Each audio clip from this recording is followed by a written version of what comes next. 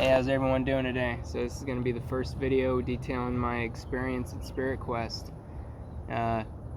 This one is just a brief little overview of what happened when we got off the plane. And yeah, me and another guy were the first ones there. Got there like 2 flights early, so I was at the airport for like 6-7 hours. Then we finally got picked up by Selva and the crew. We waited the arrival of everyone else. Once they got off, we all greeted, introduced ourselves. I'm going to keep names private for this. You never know who wants to or not wants to be on video, so I'm going to leave that out. But yeah, we had 11 of us total. It's a beautiful, beautiful group. And one thing really did strike me, though, from my memories overseas, being in Thailand and the Philippines, though, was as we were driving through town in Iquitos, everything was really run down. It was really poor and very impoverished. I'm not sure if I'm using the right word there, but a lot of poverty and a lot of grime, a lot of people with big hearts looking like they were on the edge of life. That really sunk my heart a little bit. It took me back to realizing, we take all this for granted, shade of a tree, fresh air to breathe, and clean water to drink, food in our stomachs. Then we got on a boat and rode all the way to spiritquest for about, I think, 15 minutes, and beautiful, beautiful river, Iquitos River. When we first got to spiritquest, it was like something out of a book. Just a beautiful little sanctuary. Stepped off the boat, went up the stairs, and did our basic introductions, went over what we needed to know about Mother Ayahuasca, and room assignments, as well as dinner, lunch, and breakfast times. And oh man, the food. Let me tell you, the best food I've ever had in my life. Like, I'm not sure how much what we eat in the stores is even good. Eating organic tastes so much better, but something about it coming straight out of the jungle. The mangoes and the bananas, just, it's absolutely gorgeous. Absolutely. The taste is incomparable. Food was 5 stars, bar none. The best food I've had in my life throughout the entire journey, and it's very nutritious. The ayahuasca dieta didn't allow for salt, no processed food, and only fish, no chicken. But the ways they cooked the fish were so good, so good.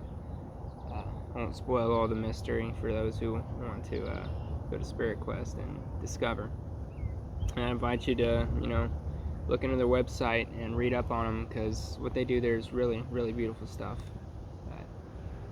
After getting settled in, walking around the sanctuary, disconnecting from my phone and going on a walk in nature, the jungle just spoke to me. It was so gorgeous, so beautiful, and heart-opening, calming. Even though my intellectual mind was going like crazy, something that was a repetitive battle and still is as I'm integrating these experiences, stepping more into my awareness, my center. But yeah,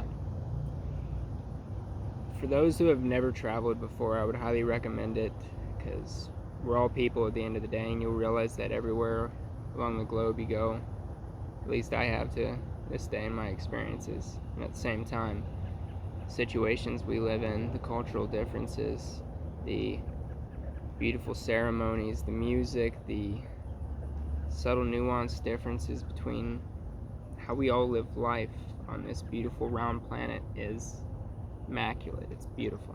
It's wonderful. And I'm just blessed to have had the experiences I've had so far at such a young age. And I keep them going. I invite everyone to do the same. After being locked down for several years during COVID, and even though I was overseas, I was still traveling during it, and I'm blessed for that. But a lot of us weren't so lucky, and a lot of people got bogged down and put into corners and boxes. Travel just speaks to the heart. Humans are designed to be free, to express, to connect. We're social beings, social creatures, and going there really reminded me of that, helped connect me to my roots, even on day one before any of the ceremonies. And conversations I had with the men and women I went through those ceremonies with, each one of us had a piece of wisdom for the other. It was like we were intricately placed there by Mother Ayahuasca. And every one of us had a piece to learn from the other. Like, I'd learned something from this one guy, he'd learned something from me.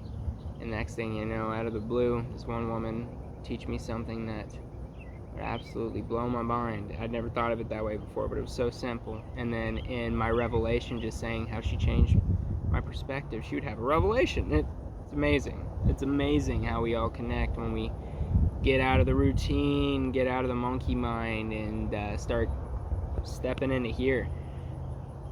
And the last thing we did before the ceremony was we went with the shamans Don Robert, Don Eliana, and Don Carlos Silva, the officiator and runner of spiritquest. We went to the Ayahuasca kitchen, where the night before we had smashed apart the ayahuasca vine and put it together in the offering pot, and we ended up tearing apart several plants. I know one was the cappy vine, and it's B. viridis cappy, if I remember correctly. Don't fully quote me on that. I'm not a scientist or a doctor. But we had two more companion plants, and the next day we introduced to the last plant, Bulbensana, which is a very hard-opening Dr. Sito, they call Little Doctor. And Princess Bulbensana is a very hard-opening doctor, and she helps the ayahuasca get to the heart better, so the heart can open, as I understand it and have experienced it. It's subtle, but it's beautiful. It's a guide. It all intermingles, and just my one experience at SpiritQuest, as profound as it was, can't fully encapsulate everything they do there. This is just my experience, and if you go, your experience is going to be completely different. Everyone's experiences are different, beautiful, unique, incomparable, and beautiful. Whether it's at SpiritQuest or another reputable establishment, whether it's not with plant medicines at all, whether it's in the mountains meditating, whether it's overseas fasting, whatever it is that calls you to connect with this, it's going to create a beautiful tapestry. So I invite you all to find your center, listen to your heart, and follow it all the way through. Bilbo Baggins, if he just stayed home and didn't decide to get a little uncomfortable, never would have went on those adventures that changed his entire life. And then neither would have Frodo. Shire may have never been saved if someone just stayed in their home and decided to settle for the short-term comforts. A little analogy there for don't let your life be driven by complacency and normalcy and comfort. There's nothing wrong with comfort, but complacency, in my constant experience, comes time and time again. It's a constant struggle to undo, but complacency will get you down in the dumps, away from your heart, away from adventure, in a repetitive rat race motion. And we're all meant for more than that. I've rambled on a little bit, I think. Yeah, so when we were in the ayahuasca kitchen, finishing that up, we did something beautiful. We took mapacho, sacred tobacco, inhaled it in our mouths like a cigar, and we would put our intention into it and blow it out to the 7 directions. The spirit of the south, as I understand, is the serpent transformation. The spirit of the West is the jaguar of courage and fearlessness. The spirit of the North is the hummingbird, ancestors, the ancient ones, and perfect balance in flight. The spirit of the East, condor, great eagle, flying wing to wing with spirit, boundless and infinite. Then Mother Earth, the life giver, the nurturer. Father Sky, wisdom giver, teacher, the guide. And Heart Center, great spirit, ancestors and loved ones. At least that's how I can encapsulate it as best I can. There are infinite meanings for 7 directions and various cultures. I don't fully know what it represents at spiritquest, but in my modern shamanism, that's what I've come to understand it represents in a very encapsulating perspective. And yeah, we offered our mapacho and our intention to the 7 directions. We took the mapacho and each in pairs went up with the bomensana leaves and blew our intention into the leaves and then dropped them in the brew as they were cooking. And every pair that went up there seemed to have a similar intention. Come to find out later on. It's beautiful. Thank you very much for following me through this video, and join me for the next one. I'll talk about the first ceremony of my experience. And yeah, thank you very much. Love, peace, wisdom. Namaste. Be well.